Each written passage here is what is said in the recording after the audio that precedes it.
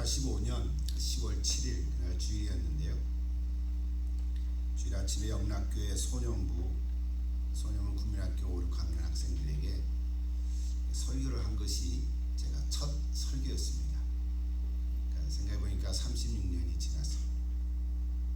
그때 당시 학생이 한 350여 명, 교사가 한 120명 됐던 소년부였는데, 제가 신대원 다닐 때 1학년 10월 달에 갑자기 부임하게 돼서 했던 설교가 기억이 납니다.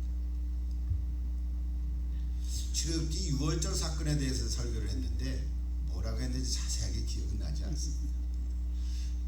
그것만 생각이 나는데 한 15분 정도 했는데, 나중에 제가 이렇게 아이들 만나고 이렇게 보니까 국민학교 5, 6학년 학생들도 죄가 무엇인지를 알고 깨닫는 학생들이 있더라고요. 다 그런 건 아닌데, 그래서 이 국민학교 5, 6학년들도 죄가 뭐고 예수 믿는 게 뭔지를 확실히 아는구나. 그래서 그때부터는 복음에 대한 설교를 좀 많이 했어요. 근데 사실은 학생들은 주일날만 만날 수밖에 없지만, 이제 예배 끝나고 또 평일에는 교사들을 훈련하는 것이 이제 중요한 목회 사역이었어요. 누구든지 첫 번이 참 중요하죠. 오늘 사도행전에 나타난 오늘 본문은 베드로의 첫 설교였어요. 성령의 임재에 의한 설교였어요. 성령의 임재로 인한 모였던 120명은 우리가 오늘 읽지는 않았지만 사도행전 2장 1절부터 13절에 보면 우리가 다 알지요. 성령이 임해서 120명이 다 방언을 했다. 이제 그 기록들이 다 나오는데, 여러분 그때 했던 방언은 이스라엘 유대 사람들이 자기네 나라 말로 했는데, 그때 당시에 15개의 나라 국가에서 온 사람들이 다 자기네 나라 말로 알아들었다는 거예요. 이게 그냥 보통 방언은 아닌 거죠. 후에 고린도 교회에 일어났던 성령의 은사로 나타난 방언은 하늘의 언어로 방언을 한 거고, 또 혹시 다른 나라 언어로 방언을 한 이야기들이지만, 여기 오늘 사도행전 2장에 나타난 성령의 임재하심으로 놀라운 나타난 이 사건은 그냥 방언이 아니라 다른 나라 사람들의 그 말로 자기가 알아들었다는 거예요. 그러니까 얼마나 이게 놀랍습니까? 영어를 할 필요가 없어요. 이제 한국말 하면 영어 안 되는 사람은 영어를 다 알아듣니까. 여기 러시아 사람이든지 중국 사람이든지 얼마나 좋습니까? 이게 아마 하나님께서 계획하셨던 하나의 상징이고 아마 이적일 것 같아요. 이 땅에 많은 사람들이 있고 많은 언어를 사용하는 사람들이 있지만, 오직 예수를 믿는 사람들은 다가 알아듣는 거예요. 아마 그렇게 될 날이 올 줄로 믿습니다. 아마 지금도 그럴 수 있을 거라고 봐요. 사람들은 놀랐어요. 근데 한편으로 당황하기도 하고 조롱하기도 했어요. 그래서 베드로가 일어나서, 형제들이여, 지금이 오전 9시인데 우리가 술 취한 것이 아닙니다. 이렇게 말을 열었어요. 성령의 임재로 이런 일이 일어난 것이다. 근데 이것은 이미 구약의 요엘 선지자가 예언한 것인데 오늘 성취된 것이다 라고 설교를 쭉 시작했어요. 그래서 요엘 2장 여기는 28절부터 32절의 말씀을 인용한 건데요, 그 말씀의 핵심은 주의 날, 이렇게 말할 수 있어요. 요엘 2장의 말씀의 핵심은 날, 주의 날에 대한 얘기예요. 그러면 그날은 곧 마지막 날을 의미합니다. 우리가 아는 종말이라는 뜻인데, 그 마지막 날 종말이 바로 오늘이다, 그 얘기한 거예요. 요엘 선지자가 얘기했던 마지막 날은 지금 예수님이 승천하시고 성령이 임하시는 이 날이 그 날이라는 거예요. 오늘 2021년에 사는 오늘 우리들에게 있어서의 마지막 날은 예수님 다시 오시는 날이죠. 그죠? 그러니까 이 그날이 이 날이고 이 날이 그 날인데 종말은 사실은 이미 시작됐다는 거예요. 요엘 선지자가 구약에서 예언을 했지만 예수님이 오시는 그날 사실은 종말은 시작이 됐어요. 예수님의 초림. 그래서 예수님에게 있어서의 그날, 마지막 날은 초림에서부터 재림까지. 오늘 우리는 그 사이에 껴있죠. 예수님이 오신 게 2000년 전인데 아직 다시 오시지 않았잖아요. 그러니까 예수님에게 있어서의 마지막 날은 재림의 그날이라기보다는 초림 때부터가 종말이, 그래서 하나님의 나라가 임한 거죠. 그래서 오늘 우리들은, 예수 믿는 우리들은 그날이 이날이, 그러니까 2000년 동안 다 계속해서 종말인 셈이에요. 여러분 이해하십니까? 종말이 앞으로 올 날이 아니라 지금이 종말인 거예요. 내가 사는 이날이 종말의 때라는 거예요. 항상 종말의 때인 거예요. 그러니까 이거에 눈을 뜰 수 있기를 기도합니다.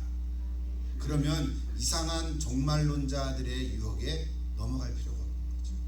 예수님이 오실 때 그때부터 이미 종말이 시작인데 뭐 따로 종말이 있냐.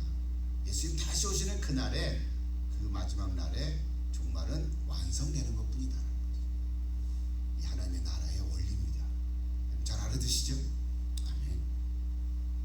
그래서 이 종말의 때에는요, 하나님의 놀라운 구원의 은혜가 있습니다. 지금은 구원의 때라 그러잖아요. 그래서 누구든지 구원을 받을 수 있는 거예요. 그래서 예수님을 바르게 알고 또 예수님을 바르게 믿고 그리고 예수님의 말씀을 따라 바르게 살아가는 것이 구원받은 자의 모습입니다. 오늘 시대를 살아가는 저와 여러분도 이런 사람들이 되기를 축복하고 기도합니다. 늘 우리가 다 삶의 현장이 다르고 힘들고 어려움이 있더라도 구원받은 자로서의 삶의 모습은 이런 것입니다. 성령님께서 충만한 역사가 있기를 기도합니다. 자, 오늘 베드로는 구약에 있는 말씀 세 곳을 인용했습니다. 그러면서 우리가 다 일의 증인이라고 선포했습니다. 오늘 여기 14절에 보면 베드로가 11사도와 함께 일어서서 소리를 높여 말했다 그랬어요. 자, 우리 기록으로는 베드로가 혼자 설교한 것처럼 되어 있지만 남은 11사도, 우리 지난주에 마띠아 포함해서 그죠? 12사도가 다 일어서서 베드로 옆에 쭉 쓴 거예요. 뒤에 섰건 옆에 섰건 이렇게 다 일어서서 말은 베드로가 했지만 이 11사도가 다 우리도 동의합니다. 우리도 베드로의 말을 지지합니다. 이런 입장인 거예요. 여러분 혹시 대통령이 연설을 할 때 뭐 부통령이나 그 참모들이 옆에 쭉 서 있죠. 그런 거 본 적 있죠? 그들이 왜 서 있어요? 그냥 그건 뭐예요? 지지한다 그런 뜻이에요. 대통령 하는 말을 동의하고 우리도 지지합니다. 우리 국민들이요, 우리도 지지합니다. 뭐 이런 의미인 거예요. 오늘 베드로가 대표로 말했지만 그러니까 남은 11사도 우리 모두 다 베드로의 말을 지지하고 참 대단합니다. 여러분 그 모습을 한번 보십시오. 듬직하지 않겠어요? 이제는 더 이상 두려워 떠는 이전의 약한 제자들이 아니었어요. 이런 혹시 뉴스를 보셨나요? 우리 미국 대선의 부정선거가 좀 더 조금씩 더 밝혀지면서 다른 주로 확장이 되고 있는데 어떤 이야기 보니까 8월쯤에 트럼프 대통령이 복귀한다라는 이야기가 나돌고 있어요. 그럼 좋겠죠? 여러분 싫습니까? 돌아오지 마세요. 그런 사람 있나요? 뭐 그럴 수도 있지. 또한 코로나 바이러스 이 우리 균이 벌써 1년 반 가까이 되는데 중국의 우한 연구소에서 의도적으로 퍼뜨렸다는 증거들이 좀 구체적으로 드러나고 있어요. 참 정말 마음 아픈 일이죠. 미국에 살지만 질병통계본부 그 사람도 그 역할을 감당했다니까 참 이중적인 사람인 거죠. 또 나이지리아 대통령은 이 트위터를 아예 국가적으로 금지시켜 버렸어요. 이 트위터가 미국 거가 아니잖아요. 미국의 여기 비즈니스지만 전 세계적인 하나의 SNS 기업이잖아요. 트위터가 또는 뭐 다른 그 SNS를 담당하는 그 기업들도 자기네들 마음에 안 들면 다 금지시켜 버리잖아요. 이게 말이 안 되는 거죠. 그래서 나이지리아 대통령도 금지를 당했더니 아예 그 나라 전체 국민들이 트위터를 사용하지 못하게 아예 금지시켜 버렸어요. 그러니까 거기서는 사업을 못 하는 거예요. 지금 세대가 이렇게 돌아가고 있습니다. 전쟁과 질병으로 세계 인구를 감소시키고 국가의 경계를 없애려고 하고 세계를 하나의 정부로 통합하려는 이 악한 지도자들의 계획들이 이상하게 수포로 돌아가게 되자 그들은 더 악독한 음모들을 꿰고 있다 하는 그런 이야기도 이렇게 들리고 있습니다. 그러나 여러분, 하나님 믿는 자들이 미국을 위해서 또 세계를 위해서 하나님의 선한 역사가 있기를 기도하고 간절히 기도하면 하나님께서 반드시 역사하셔서 또 진리와 정의가 일으켜 세워주시고 또 하나님의 나라로 회복될 줄로 믿습니다. 여러분, 소망을 잃지 말고 인내하면서 저희 믿음으로 다 함께 힘차게 살아갈 수 있기를 기도합니다. 다시 본문으로 좀 돌아가서 오늘 베드로가 말이죠, 우리가 다 일의 증인이다 이 말을 했는데 32절에 이 일이 뭘까? 오늘은 그거 하나 생각합니다. 이 일이 뭘까? 이 일의 증인이라 그랬는데 이 일이 뭘까? 한 세 가지로 생각하면서 우리 은혜의 시간이 되면 좋겠는데요. 먼저 첫째로는 21절에 보니까 누구든지 예수의 이름을 부르는 자는 구원을 받으리라는 이 사실에 우리는 다 증인이다 그렇게 말하는 거죠. 누구든지 예수의 이름을 부르는 자는 구원을 받으리라. 사실 이 말은 요엘서 2장 32절에서 인용한 거죠. 근데 요엘서 2장 28절부터 32절 중에 32절을 보면 누구든지 여호와 이름을 부르는 자는 구원을 얻으리라 이렇게 됐어요. 그러니까 구약의 요엘서에서는 여호와 이름을 부르는 자는 구원을 얻으리라 하는 그 구절을 오늘 베드로가 누구든지 예수의 이름을 부르는 자는 구원을 얻으리라 이렇게 바꾼 거예요. 여호와 이름을 부르는 게 아니라 예수의 이름을 부르는 자는 구원을 얻으리라 그렇게. 구약도 맞고 신약도 맞죠. 예수의 이름을 부르는 자는 구원을 받는 게 맞습니까? 아멘. 그런데 예수의 이름을 부른다는 게 무슨 뜻인가요? 그냥 단순히 예수의 이름 부르기만 하면 됩니까? 예수님, 예수님, 예수여 이렇게 부르면 됩니까? 그럼 무조건 구원받는 겁니까? 그건 아니죠. 우리는 그거 아니라고는 알고 있죠. 이에 대해서 사도 바울이 분명히 선언을 했어요. 성경 구절 하나 좀 소개한대요. 로마서 10장 9절과 10절이에요. 우리가 이미 다 로마서 공부할 때 했는데 로마서 10장 9절 10절을 보시면 이렇게 되어 있어요.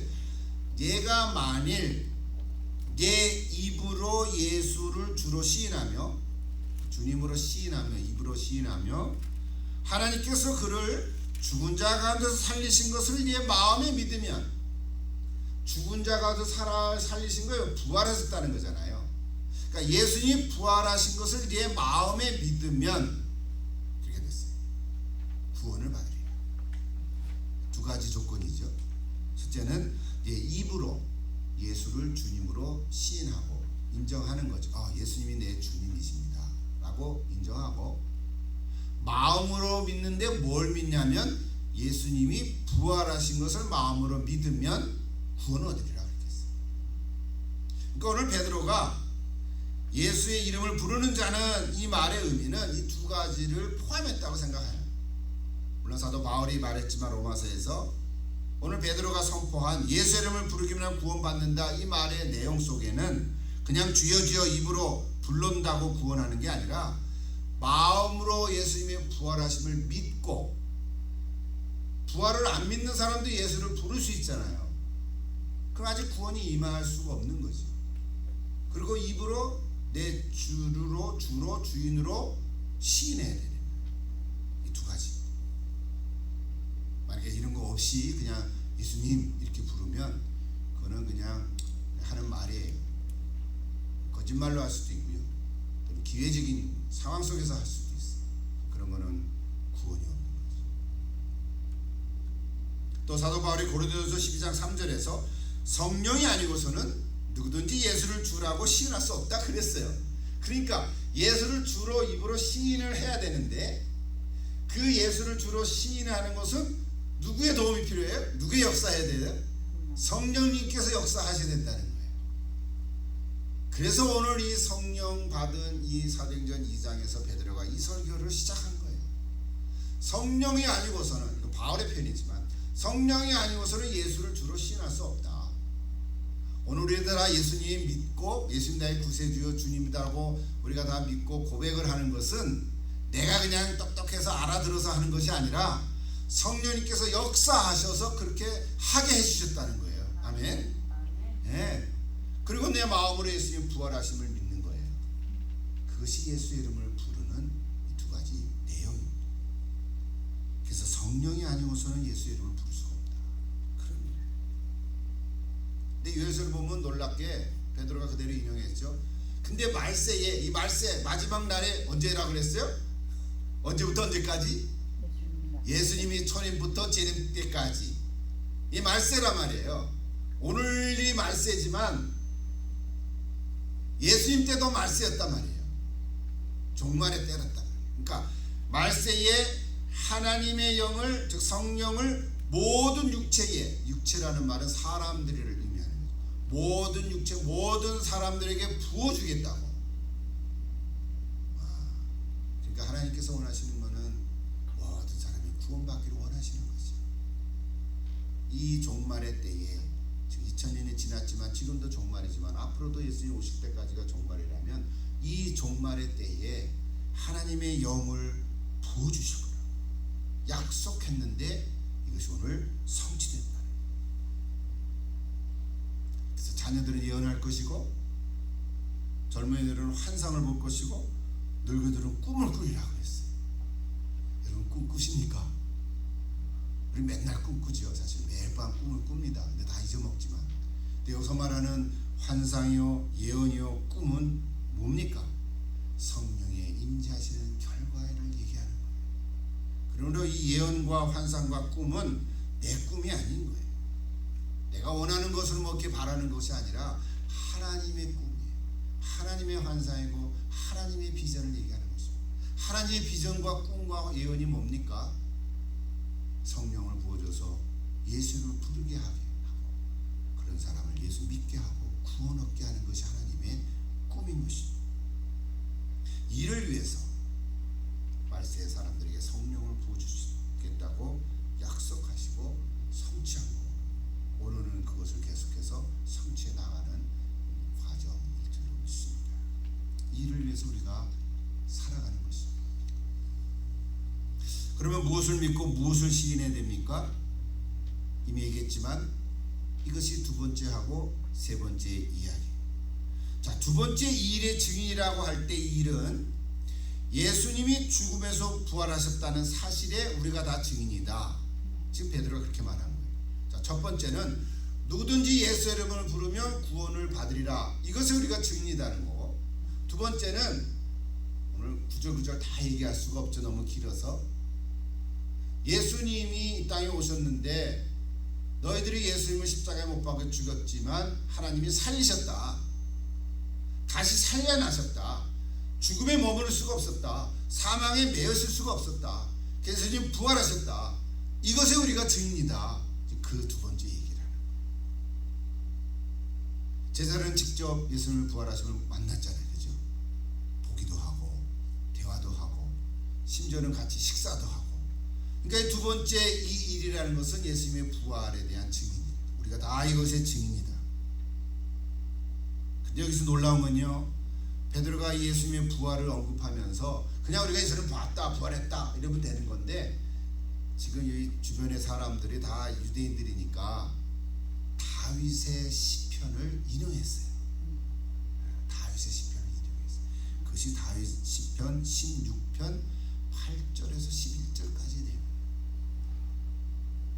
참 놀라운 말씀. 여러분 원래 다윗은 목자였죠. 양을 치는 목자였고 성장해서 군인이 됐고요. 나중에 왕이 됐잖아요. 근데 이 다윗을 선지자라고 처음으로 불렀던 사람이 바로 베드로예요. 베드로가 다윗을 뭐라고 소개했냐면 왕으로 소개하지 않고요, 선지자라고 소개했어요. 근데 이 놀라운 것은요, 다윗 자신의 삶은 여러 가지로 힘들고 어렵고 우여곡절이 많고 요동치는 삶을 살았어요. 현실 속에서는 기적을 한 번도 경험하지 못하고 다윗은 정말 요동치는 삶을 살았다. 근데 오늘 여기 시편의 16편 8절에 보면 자기를 요동하지 않게 하기 위하여 내가 항상 주를 배웠게 되었고 주께서는 내 우편에 계시다라고 고백을 했어요. 나와 늘 함께 하신다는 거죠. 그래서 하나님께서도 다윗을 내 마음에 합한 자라고 했어요. 자, 여러분, 예수의 이름을 부른 자는 구원을 받지만 예수의 부활을 마음에 믿어야 된다고요. 이 다윗의 시를 다시 한번 보십시오. 26절부터 27절에 보면 그러는 내 마음이 기뻐하였고 내 혀도 즐거워하였으며 육체도 희망에 거하리니 이는 내 영혼을 음부에 버리지 아니하시며 주의 거룩한 자로 썩음을 당하지 않게 하실 것이미로다 그랬어요. 놀랍게 다윗은요 부활을 믿었어요. 부활이라는 단어는 안 썼는지 몰라요. 근데 그게 그거예요. 내 영혼을 음부에 버리지 않고, 그죠? 거룩한 자로 썩임을 당하지 않게 하실 것이라. 마치 예수님의 부활을 표현한 것처럼 얘기했어요. 이렇게 놀랍지 않으세요? 구약에 살았던, 1000년 전에 살았던 이 다윗이 예수님은 아니지만 부활의 신앙이 있었어요. 실제로 다윗의 현실적인 삶은 참 고단하고 힘들고 요동치는 삶이었지만 이 부활의 신앙을 가지고 있었기 때문에 이런 소망을 잃지 않았다고 합니다. 28절을 보시면 주께서 생명의 길을 내게 보이셨으니 주 앞에서 내게 기쁨이 충만하게 하시도다 그랬어요. 그럼 부활신앙은 기쁨을 충만케 하는 줄 믿습니다. 그래서 여러분도 여러분 힘들고 어려움이 오겠더라도, 그렇죠? 우리 현실의 삶 속에서는 우리 각자가 다 다르니까 이런저런 일로 골치 아플 일들 많이 있을 수 있잖아요. 그러나 기쁨을 잃지 않기를 기도합니다. 이런 얘기 여러 번 했잖아요. 기쁨을 잃지 않기를 축복합니다. 우리 서로 한번 이 말을 해주면 좋겠어요. 아이고 권사님 기쁨을 잃지 마십시다. 한번 해보세요. 우리 자매님 기쁨을 잃지 마십시다. 집사님 기쁨을 잃지 마십시다. 목사님 힘들어도 기쁨을 잃지 마십시다. 기쁨으로 충만케 해다. 어떻게 기쁨으로 충만한가? 기뻐할 만한 일이 없는데, 근데 부활신앙을 가지면 기쁨으로 충만할 줄로 믿습니다. 다윗이 그랬고요. 여기 오늘 베드로가 그랬어요. 자기가 이것의 증인이라 그랬다고요. 우리의 삶의 현실을 보면 기쁨이 충만할 수가 없지만 근심걱정도 많고 스트레스 받고 혹 짜증이 나질 수 있지만 기쁨을 잃지 않을 수가 있습니다. 부활의 신앙을 가질 때 그랬습니다. 여러분 다 이런 부활의 신앙이 있기를 기도합니다. 아브라함도 부활의 신앙이 있어서 100세 얻은 이삭을 바치라고 했을 때 순종할 수 있었어요. 하나님 100세에 주신 아들인데 뭐 바치되니까 바친 거지. 또 주시겠지. 아니면 또 살려주시겠지. 이 안에 경지에 올라간 게 그죠?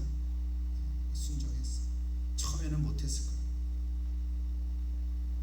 사랑하는 여러분, 부활신앙으로 기쁨을 회복할 수 있기를 기도합니다. 기뻐하십시오. 마지막으로 세 번째, 베드로가 선포하는 이 일이란 하나님께서 예수를 주와 그리스도가 되게 하셨다는 이 사실에 우리가 다 증인이라는 거예요. 하나님께서 예수를 부활하신 것뿐만 아니라 그 예수를 주와 그리스도가 되게 하셨다. 자, 이 내용을 보면 우리가 이미 다 알고 있는 거잖아요. 그죠? 뭐 얼마나 많은 이 설교 메시지를 다 들었습니까? 그러나 오늘 이렇게 베드로 설교를 이렇게 쫙 지켜보면 우리가 다 이래 증인이다. 근데 무엇에 대한 증인이냐? 세 가지를 얘기한 거란 말이에요. 예수의 이름을 부른 자는 구원 얻으리라. 이거 우리가 증인이다. 예수님을 하나님께서 다시 살려주셨다. 부활케 하셨다. 이거 우리가 증인이다. 그리고 오늘 세 번째는 그 예수님을 주와 그리스도가 되게 하셨다.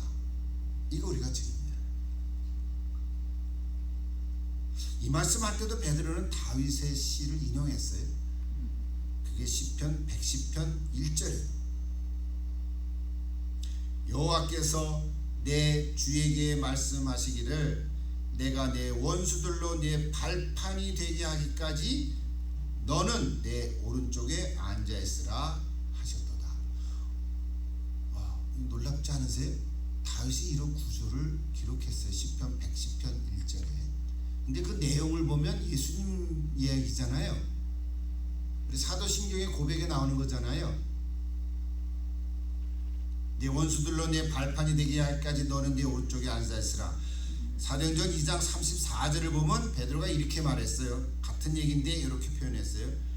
다윗은 하늘에 올라가지 못하였으나 다윗은 승천하지 않았잖아요. 다윗은 죽었어요. 무덤이 있잖아요. 근데 친히 말하여 이르기를 주께서 내 주에게 말씀하시기를, 여기서 주가 두 번, 앞에 나오는 주께서는 하나님이시죠. 하나님께서 내 주에게, 이 주는 예수님을 가리키죠. 그러니까 하나님께서 예수님에게 말씀하시기를, 지금 다윗이 얘기했는데 하나님 예수님이라는 단어는 안 썼지만 내 주께서 내 주에게 말씀하시기를 내가 내 원수로, 내가 하나님이 내 예수님 원수로, 누구의 사탄이지만 그 내 원수로 내 발등상이 되게 하기까지 너는 내 우편에 앉아 있으라. 너는 예수님, 너는 내 우편에 앉아 있으라. 이게 발등상이 뭡니까? 발에 올려놓을 수 있도록 만들어졌던 받침대지요. 그건 무슨 얘기예요? 하나님의 발등상이 저기란 말이에요. 그러니까 이 말은 영적으로 얘기하면 하나님께서는 사탄을 다스리고 계신 것을 얘기합니다. 하나님은 사탄도 주관하시는 줄로 믿습니다. 하나님하고 사탄하고 싸우는 게 아니에요. 그죠? 여러분 그렇게 잽이 되면 안 됩니다. 가브리엘 천사하고 사탄하고 잽이 돼야 돼요. 하나님은 천사를 다스려요. 사탄도 다스리고 있었어요.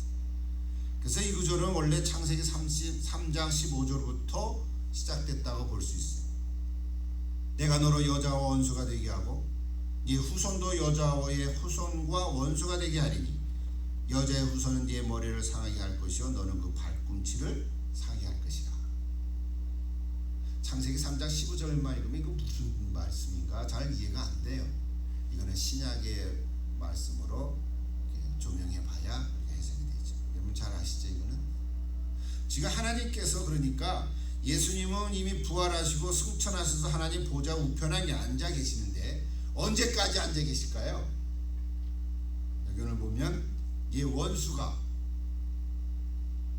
내 발등상이 되게 하기까지. 이사야서 66장 1절에 보면 하나님의 발등상, 발판이라는 단어가 나오는데 이 땅을 하나님의 발등상이라고 비유적으로 표현했어요. 이 땅이 하나님의 발이에요. 이렇게 비유적으로 표현한 거죠. 이 지구가 하나님의 발등상이에요. 하나님 얼마나 크실까. 상상을 초월하는 거지만 무슨 얘기인지 이해하세요? 야, 네가 어디를 가서 숨을 내. 저기 있어도 그게 하나님의 손이고 저 밑에 구석으로도 그게 하나님의 발이야. 너는 숨을 수가 없어. 그런 의미인 거죠. 이사야 66장 1절에 보면 이 땅이 하나님의 발등상이에요. 그러니까 너가 어디를 가도, 우리 한국식으로 하면 부처님 손바닥이지 뭐 이런 식의 표현이죠. 지성소 안에 언약궤를 하나님의 발등상으로 표현하기도 했어요. 그러니까 우리는 어디를 가나 하나님 앞에 있다, 그런 얘기예요. 자, 오늘 시편 111편 1절에서는요 그러므로 원수 마귀가 그리스도 앞에 발등상이 될 것이라고 예언한 것이죠. 이거를 히브리서 13장 13절에서 인용했어요. 어느 때에 천사 중 누구에게 내가 내 원수로 네 발등상이 되게 하기까지 너는 내 우편에 앉아있으라 하였느냐. 무슨 말이에요? 어떤 천사에게도 하나님께서는 그런 말씀을 하신 적이 없어요. 오직 예수 그리스도에게만 이 말씀을 하셨다는 거예요. 내 발등상이 되게 하기까지 너는 내 우편에 앉아있으라. 하나님은 부활 승천하셔서 하나님 보좌에 앉아 계시죠. 그렇죠? 우리는 뭐 눈으로 보지는 않았지만 성경 구절과 또 영적으로 우리는 것을 믿고 사도행전으로 고백하잖아요. 예수님이 하나님 보좌에 앉아 계셔서 뭐 하세요? 만물을 다스리시고 주관에 가시는 줄 믿습니다. 언제까지?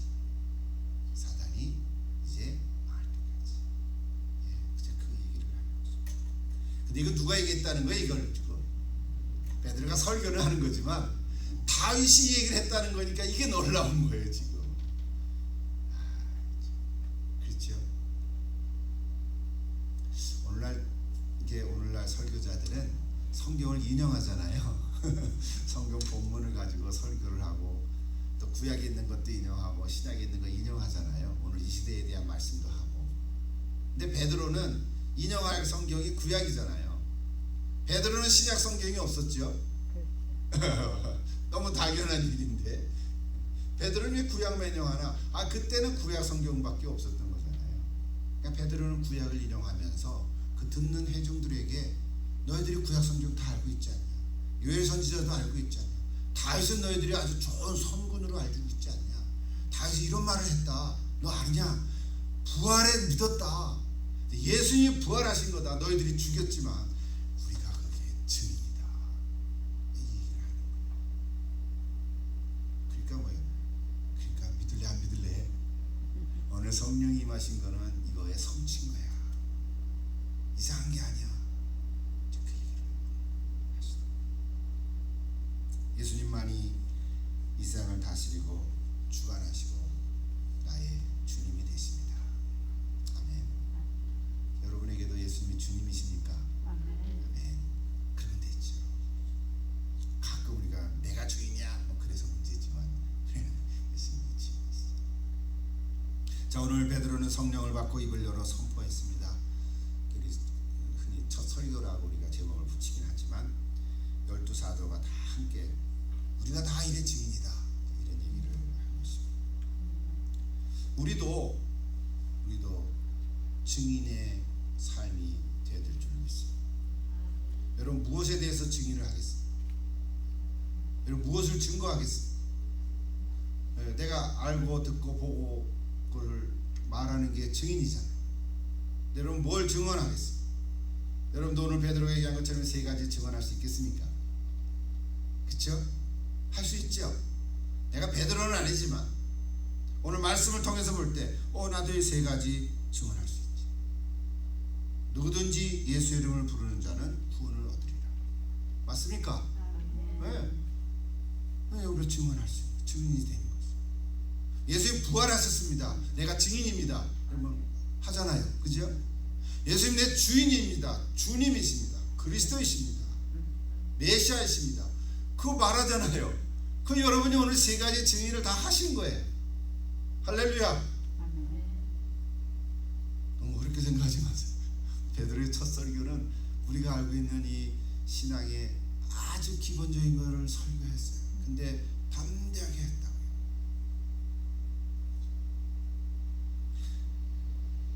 이제 결론을 맺으려고 그래요.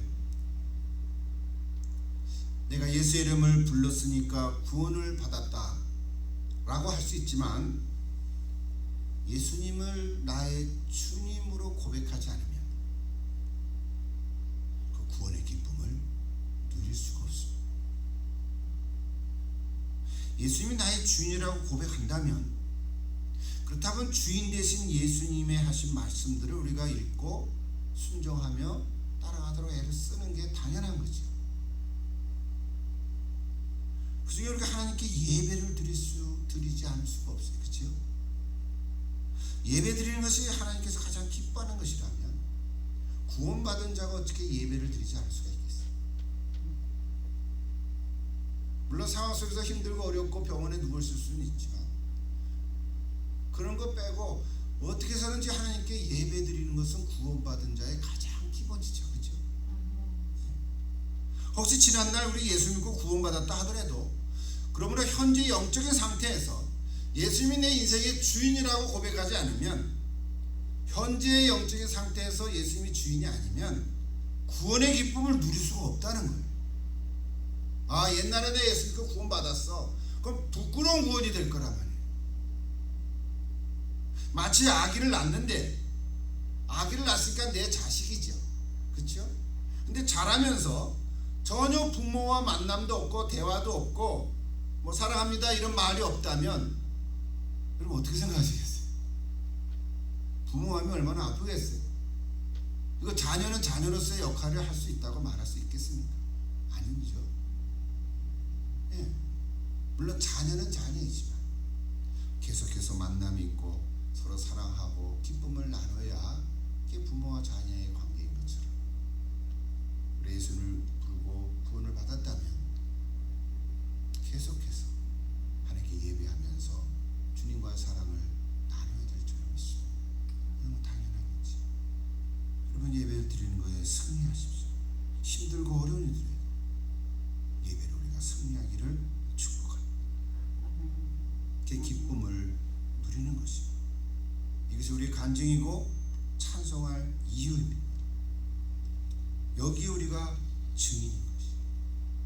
오늘을 살아가는 저와 여러분도 내 삶의 모든 것을 하나님께 맡기고 주님이 나의 주님이시다 라고 고백할 때 하나님께서 은혜를 주시고 또 찬송하며 간증이 있고 그런 성령 받은 은혜가 있을 줄 믿습니다. 이것이 증인의 삶. 날마다 이런 증인의 삶으로 살아가십시다. 기도하겠습니다. 오늘도 살아계신 아버지 하나님, 우리가 다 예수 믿는 사람입니다. 벌써 오래전부터 예수 믿었지만 특별히 오늘 베드로, 참 복음서에 나타난 베드로의 신앙의 여정, 그리고 이제 사도행전에 나타난 이 베드로의 삶의 모습, 선교적 삶의 이 신앙 여정들을 우리 하나씩 또 살펴보면서 은혜를 나누고 있습니다. 성령 받은 자의 증거로 이제 증인의 삶으로 살아가는 것인데, 이것이 우리가 찬양할 이유인데 오늘 저 여러분도 다 이런 은혜가 있을 수 있도록 축복해 주시옵소서. 예수를 나의 구주 삼고 성령과 피로 거듭나고 내 영혼이 하늘의 영광을 누리는 우리가 다 되도록 축복하여 주옵소서. 예수님의 이름으로 기도하옵나이다.